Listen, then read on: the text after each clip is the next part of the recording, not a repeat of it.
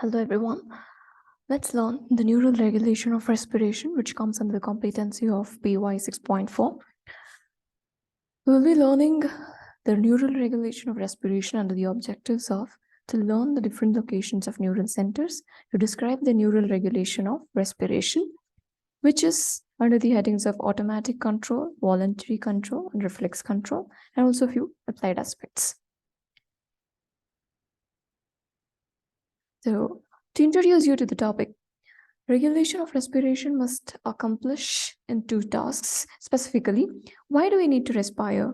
We need to respire, and how? How is that happening? First thing is the respiration is being established at an automatic rhythm, and that rhythm is helpful in maintaining a constant partial pressures of oxygen, partial pressures of carbon dioxide, and also to maintain normal or constant H plus concentration in the blood in varying mechanical conditions. Now, there are different methods of regulation of respiration. There are two important ones, which are neural regulation and the chemical regulation. The chemical regulation is central through the central chemoreceptors and the peripheral chemoreceptors, wherein the peripheral chemoreceptors are situated in aortic and carotid bodies, and they respond specifically to the alterations in partial pressures of oxygen highly. Other than that, they also respond to the partial pressures of carbon dioxide and H plus concentration in blood. Coming to central chemoreceptors, which are present on the ventral surface of the medulla, they also respond specifically highly to the partial pressures of carbon dioxide and also the H plus concentration in blood. They also can respond to partial pressures of oxygen relatively less compared to that of the partial pressures of carbon dioxide and H plus concentration. Then our actual topic is that the automatic and voluntary and the reflex control mediated by neural regulation. So firstly, let's talk about the automatic neural regulation. Before that, I'll just brief you about the centers, the location of centers in brain. So the centers are situated in pons and medulla. In the pons, you will find pneumotaxic center and apneustic center. In the medulla, we'll find the dorsal respiratory group of neurons and the ventral respiratory group of neurons, which are adjacent to the cardiac center.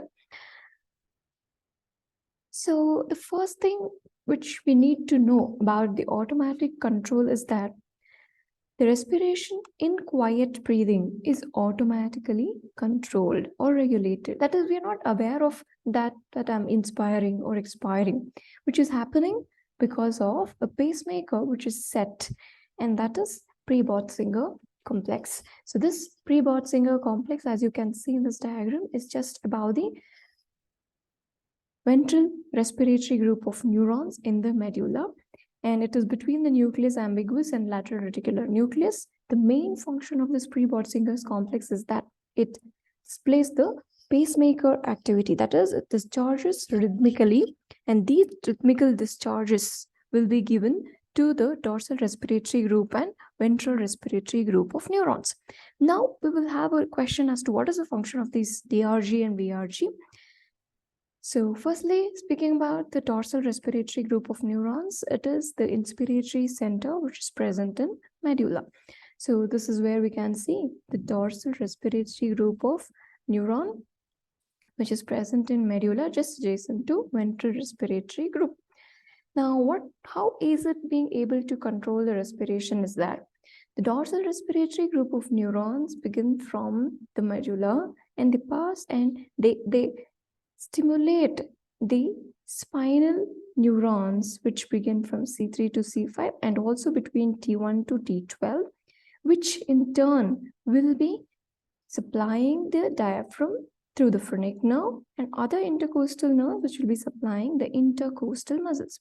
Now, as we know, it is the diaphragm and the external intercostal muscles which are necessary for inspiration. So we know that the inspiration is an active process. Therefore, there is a requirement for the contraction of these muscles, that is the diaphragm and the external intercostal muscles, for the inspiration to take place. Therefore, it is the dorsal respiratory group of neurons which take their origin from the medulla, which are very much important in this process of inspiration. Now, how are they being able to perform is because of the rhythmic discharges which come from pre-Botzinger complex and apneustic center.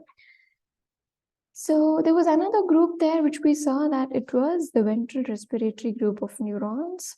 So ventral respiratory group of neurons is responsible for the active respiration. So now as we respire in quiet breathing, inspiration is an active process, whereas expiration is a passive process. Therefore, for inspiration, we need the stimulation by dorsal respiratory group of neurons. But in quiet breathing, expiration was an inactive process. It's a passive process which happens due to the recoiling of lungs and the alveoli and the ribcage. But when we are performing an exercise or we are performing an active breathing, both inspiration and expiration become active processes. Therefore, the stimulation by ventral respiratory group to all these neurons previously, as we had seen here, the ventral respiratory group of neurons through C3, C5 and T1 to T12 intercostal nerves and phrenic nerve, they supply the diaphragm and external and internal intercostal muscles as to take care of both inspiration and expiration during the active respiration. So that is the function of ventral respiratory group of neurons. Next is apneustic center. So as I told you earlier, the pons have got both pneumotaxic and apneustic centers. Now, earlier I said the dorsal group of neurons are the ones which are responsible for inspiration, and that was being rhythmically discharged by pre-Botzinger's complex. The pre-Botzinger's complex also stimulates this center which is called apneustic center, which hence has a stimulatory effect on dorsal respiratory group, which causes inspiration. And this apneustic center is inhibited by pneumotaxic center. Now, in the next slide, I will tell you what is the actual function of this pneumotaxic center. But what is the, from this, we already know that the pre-Botzinger complex is already discharging to the dorsal respiratory group, which means it was already performing the action of stimulating the DRG. Then what is the necessity of having this apneustic center? Is that whenever we are overinflating, or whenever, that means we are increasing the tidal volume by taking a deep inspiration, the oxygen levels, the partial pressures of oxygen goes on increasing. Hence, partial pressures of carbon dioxide goes on decreasing, which will inhibit the respiratory center, and that is the function of apneustic center. That is, overstimulation of this center can cause apneusis. Now, this is being regulated by pneumotaxic center, which inhibits the apneustic center. Now, what is the function of this pneumotaxic center? It is very much important during our quiet breathing, because as we all know, in our quiet breathing, the expiration is a passive process. For it to begin, the inspiration has to stop. But the inspiration is an active process which is being performed by dorsal respiratory group of neurons. Therefore, this DRG should be inhibited for the expiration to take place. Hence, it acts as a switch-off point for the inspiratory rhythmic discharges which will be happening through DRG. It directly inhibits apneustic center also on DRG, therefore inhibiting the inspiration so that the next process of expiration happens specifically during quiet breathing. So there is this reciprocal innervation to the muscles which act for expiration and inspiration. As we know, the inspiratory muscles are external intercostal and diaphragm. So when the external intercostal muscles are performing, the internal intercostal muscles need to be inhibited. That is, the expiratory muscles need to be inhibited. Therefore, there is this reciprocal innervation, meaning whenever the inspiratory muscles are stimulated, the expiratory muscles are inhibited, and the vice versa. That is, whenever the expiratory muscles are stimulated, the inspiratory muscles are inhibited. So that both processes cannot happen simultaneously. Therefore, there is this reciprocal innervation. Now, as to have a combined summary of this automatic neural regulation. As I said, we have pneumotaxic and apneustic center in the pons, and DRG and VRG, that is dorsal and ventral respiratory group, in the medulla. We know that Pre-Botzinger's complex acts as a pacemaker, which sets a rhythm to the dorsal respiratory group of neuron, which will maintain the inspiration, which in turn is inhibited by pneumotaxic center during a quiet breathing so that the expiration happens. Otherwise, like when we are exercising or performing an active respiration, Pre-Botzinger's complex stimulates rhythmically to the ventral respiratory group of neurons, which have control over both inspiratory muscles and the expiratory muscles, performing the active respiration, that is active inspiration and active expiration through the different muscles. Then, so all this was about the automatic neural regulation, which happened through all the centers. Now, voluntary neural regulation, that is, for example, when we are performing yoga, let us say pranayama, we are not involuntarily breathing, we are voluntarily breathing, wherein you take a deep respiration and then you leave a deep expiration, which is voluntary, which means it has been controlled by your higher center, which is called cortex. So when we talk about controlling the muscles, it is about motor cortex. So we have primary motor cortex, premotor and supplementary motor cortex, area numbers 4 and 6. Specifically, when I'm talking about the primary motor area, it is area number 4. So as you can see here, the neurons begin from the primary motor area for the trunk zone, because the motor area has got a homunculus wherein the different parts of the body are represented in the motor area. Therefore, the trunk area has got a different representation in the motor area. At that motor area begins these neurons, which will pass and bypass the pons and medullary respiratory centers, and they directly stimulate and inhibit our inspiratory and expiratory muscles through the spinal cord lower motor neurons. That is, these are the descending tracts which will end on the spinal motor neurons at the level of cervical and the thoracic level, which will control the intercostal muscles and diaphragm, and hence the inspiration and expiration during our voluntary control of respiration. So specific example could be when we take a deep inspiration and a deep expiration, or during yoga, or when we sigh. There are other higher centers also which can control our respiration, specifically hypothalamus. Now, as we all know, hypothalamus is a very important part of our brain, and it performs almost every function of the body, isn't it? So specifically speaking, when we're talking about our emotions, like for example, crying or laughing, it's more of the expiratory activity which is happening, and that is under control. And pain, during pain also, there are alterations in inspiration and expiration.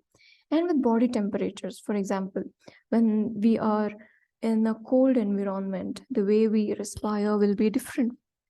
When we are in a hot environment, the way we respire will be different. So these changes will activate the centers in hypothalamus, which in turn will stimulate the respiratory centers present in pons and medulla. And hence, there is activation and inactivation of inspiration and expiration. So, as we can see the difference here, in the cortical control, they bypassed these respiratory centers, whereas in the hypothalamus center, it is through the respiratory center. So hypothalamic control is always through the respiratory centers. Next is reflex control of respiration. Talking about the reflex control of respiration. So when I say the reflex control, there should be a stimulus, or there should be a sensory stimulus for which we respond reflexively, isn't it? So as we can see, one of the important reflexes is hearing Breuer's reflex. That is, whenever there is hyperinflation of lungs. That is when we are deeply inspiring, we are taking more and more of oxygen. So there will be hyperinflation of lungs. And the stretch receptors, which are present in the bronchioles and in other areas of the lungs, get activated whenever the tidal volume increases to greater than 1.5 liters. Normally, the tidal volume is how much? 500 ml. So whenever this tidal volume increases to greater than 1.5 liters, that which happens whenever there is overinflation of lungs, which will cause the stimulation of stretch receptors. So this sensory stimulus is taken by vagus nerves, which will act on the dorsal respiratory group of neurons by inhibiting them, of course, directly. And then from the dorsal respiratory group of, you know that if the dorsal respiratory group of neurons are inhibited, which is a main source of inspiration, then the inspiratory muscles, that is the diaphragm and the external intercostal, need to be inhibited. Therefore, it is through the phrenic nerve and internal intercostal muscles, external, that is intercostal nerves, which will inhibit the external intercostal muscles and diaphragm, so that the inspiration is shortened and the expiration is prolonged. That is called Herring-Brewer's reflex. Next is juxtacapillary receptors or the C fiber receptors. Now, firstly, why are they called the J receptors? Is because they are next to the capillaries. We know that there is this alveolo-capillary membrane in the lungs, isn't it? So this alveolo-capillary membrane, just next to the capillaries along the alveolar walls, you find the J receptors. That is why they are called juxtacapillary receptors. Now, why are they called C fiber receptors? Is because they are supplied by C type of nerve fibers. So you know that there are A, B, and C type of nerve fibers. A, alpha, beta, gamma, delta, beta, and B and C, right? Like that, it is a C type of nerve fiber which supplies these J receptors. And they respond to the chemicals which are present in pulmonary circulation. They cause also due to the distension of capillary walls or due to the accumulation of interstitial fluid.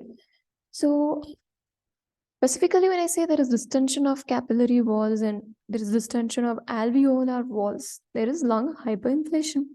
Therefore, the J receptors get stimulated, and all the processes which happen are same as that which happened in the Herring-Brewer's reflex. Just that the final reflex is apnea, because the lung is already hyperinflated, there is excess of oxygen already. Therefore, there will be apnea, so that carbon dioxide will return back to normal levels, and oxygen also, so that stimulates the central receptors. And hence there is apnea followed by rapid breathing in case of stimulation of J receptors. Next is about the lung irritant receptors. Now, for example, now we have been seeing that people are suffering from cold, the rhinitis, the upper respiratory tract infection.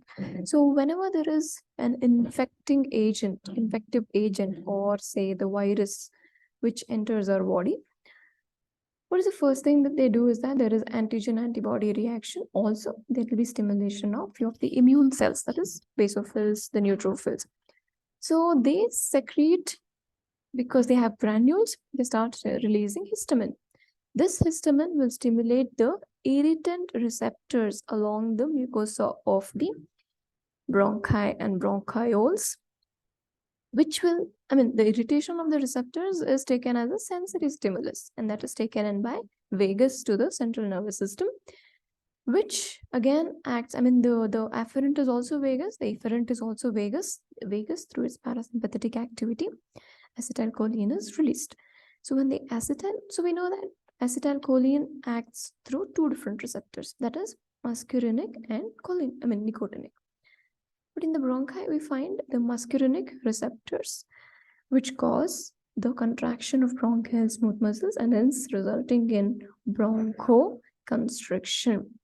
So this bronchoconstriction in turn can regulate the inspiration and expiration. That is what is reflex control through lung irritant receptors. That is, whenever there is irritation, we cough, isn't it? So cough is an expiratory mechanism which is happening. That is to remove all these excess mucus which will be present within the respiratory tract. So that is an expiratory effort increases following the lung irritation.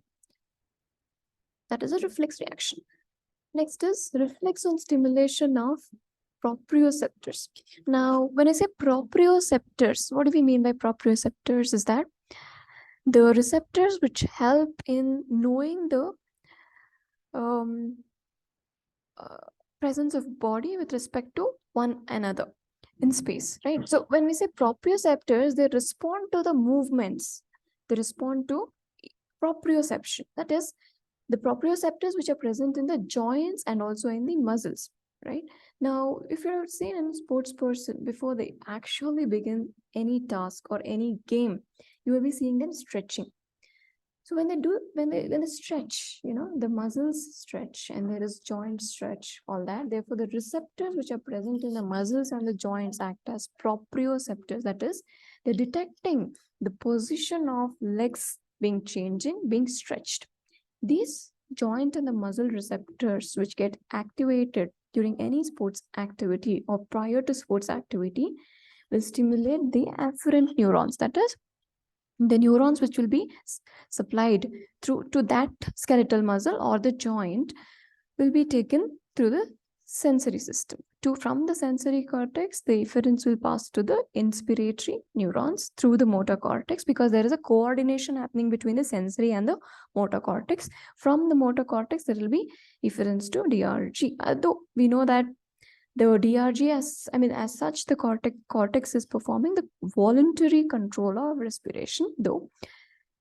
Hence, there is increased inspiration. Now, why is this necessary? Is because during exercise, there is increased oxygen demand. Therefore, there is necessary for the increased oxygen supply, and hence there is increased inspiration. So this is as a reflex reaction to the proprioception, which has been happening. So if we just compare and contrast between the chemical regulation and the neural regulation that which is happening in us, so we know that the chemical regulation is happening through the peripheral and central chemoreceptors, which respond to the partial pressures of oxygen, carbon dioxide, and hydrogen, the H plus concentration. The peripheral chemoreceptors being present in aortic and carotid bodies, and the central chemoreceptors present along the ventral surface of the medulla. They regulate through the vagus and glossopharyngeal nerve. They stimulate the dorsal respiratory group of neurons, and hence there is activation of inspiratory muscles during the quiet breathing. And next, DRG is inhibited by pneumotaxic center, so that the recoiling of the lung alveoli and the lungs, ribs, everything happens, so that there is expiration. Now, in the active respiration, the pre-Botzinger will stimulate the ventral respiratory group, which will in turn take care of both inspiration and expiration. That is specifically when we exercise.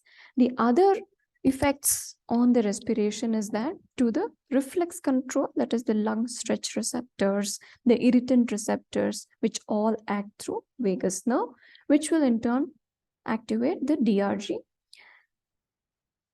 And then there are other higher hypothalamic centers which will be stimulating the DRG based on the emotions, pain, the muscle and the joint receptors, which act as the proprioceptors during exercise or before exercise, the warm-up exercises, as to increase the inspiration, as to provide the oxygen required for increased oxygen demand during exercise. So this is a summary for the chemical regulation with the neural regulation. So some of the applied aspects that we need to learn here is the Keen-Stokes breathing, the Biot's breathing, the Kussmaul's breathing, and adult sleep apnea syndrome.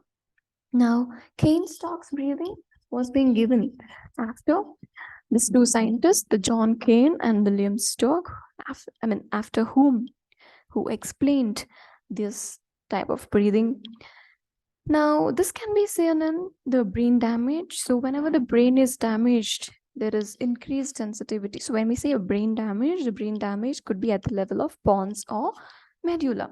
Specifically, medulla because it is a ventral surface of the medulla which senses the partial pressures of carbon dioxide or H plus concentration. So, in brain damage, there can be increased sensitivity to carbon dioxide. So, when there is increased sensitivity to carbon dioxide, there is increased respiratory effort, which will be happening.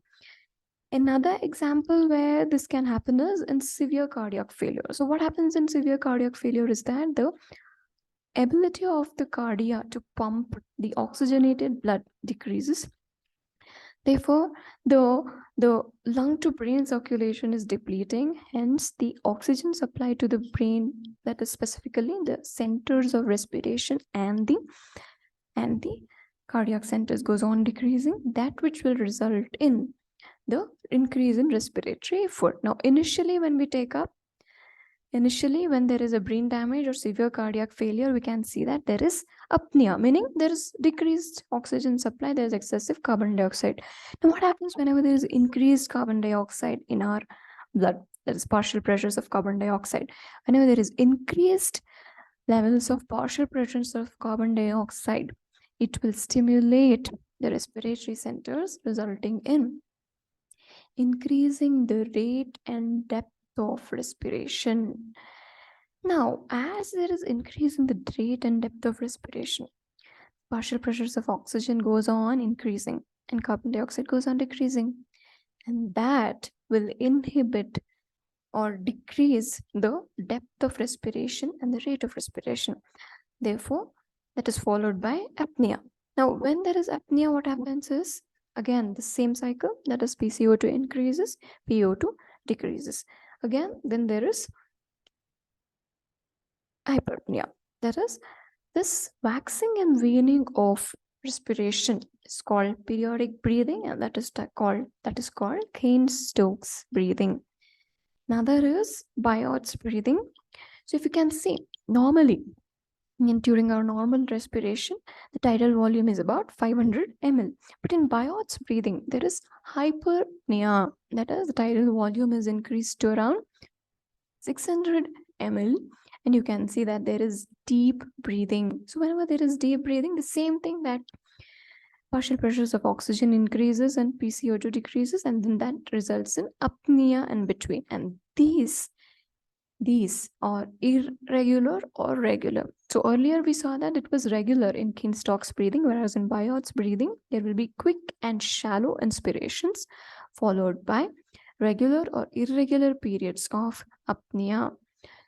Okay, so there is quick and shallow inspiration. Okay,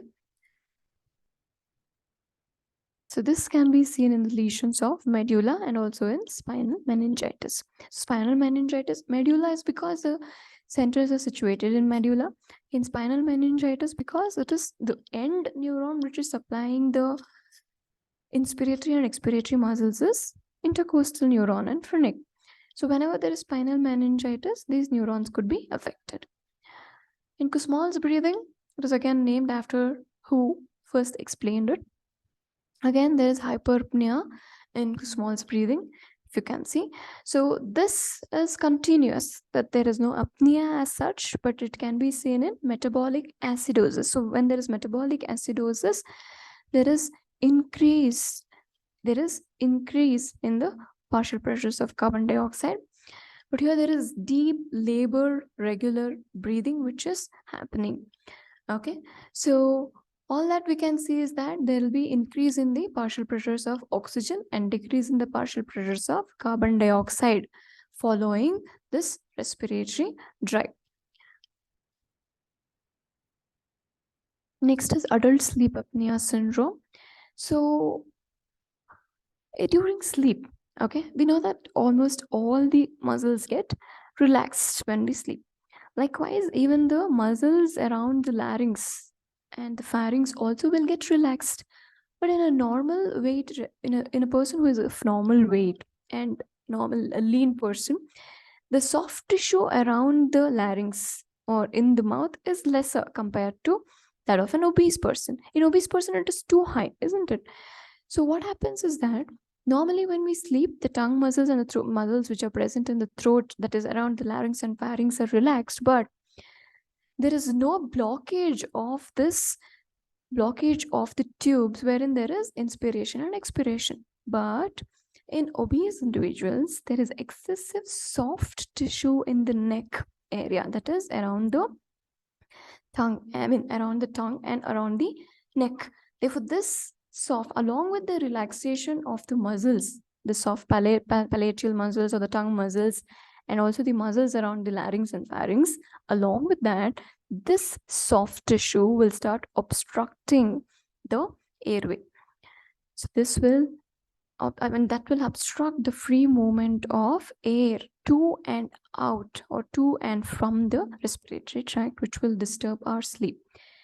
And hence that results in obstructive sleep apnea syndrome. That is, the person will suffer from apnea for the short duration of time, and then suddenly he wakes up and then he starts respiring. There can be deaths also because of this. Therefore, we can tell the obese people to sleep on one side, not to sleep on their back.